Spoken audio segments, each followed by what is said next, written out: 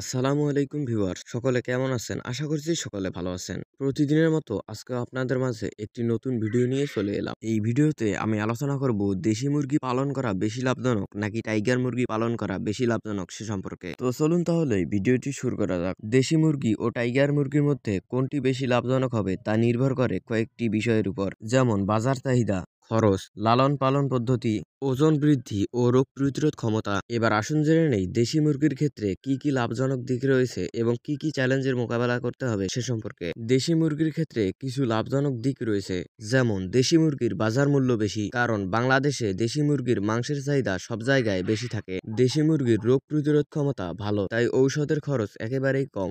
দেশি মুরগি খামার ছাড়া মুক্তভাবে পালন করা যায়, ফলে দেশি মুরগির ক্ষেত্রে খাবার খরচ কমানো সম্ভব। এবার আসুন জেনে নেই দেশি মুরগি পালনের ক্ষেত্রে কি কি চ্যালেঞ্জের মোকাবেলা করতে হবে সে সম্পর্কে। দেশি মুরগি অনেক দেরিতে বড় হয়। একটি দেশি মুরগির প্রায় 5 থেকে 6 মাস বয়সে 1 থেকে 2 কেজি ওজন হয়। দেশি মুরগির ক্ষেত্রে উৎপাদন কম।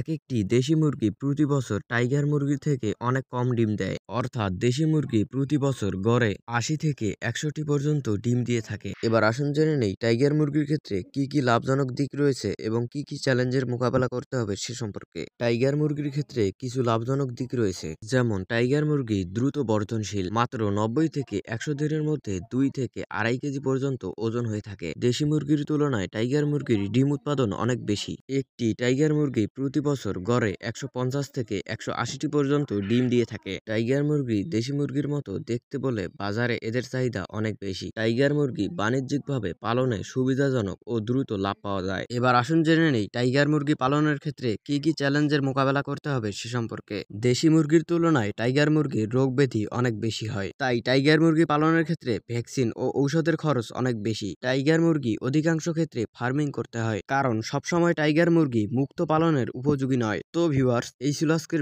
ভিডিওটি কেমন লাগলো অবশ্যই কমেন্ট করে জানাবেন। আর আপনি যদি আমাদের এই চ্যানেলে নতুন দর্শক হয়ে থাকেন তাহলে চ্যানেলটি সাবস্ক্রাইব করে আমাদের পাশেই থাকবেন। ধন্যবাদ। আসসালামু আলাইকুম।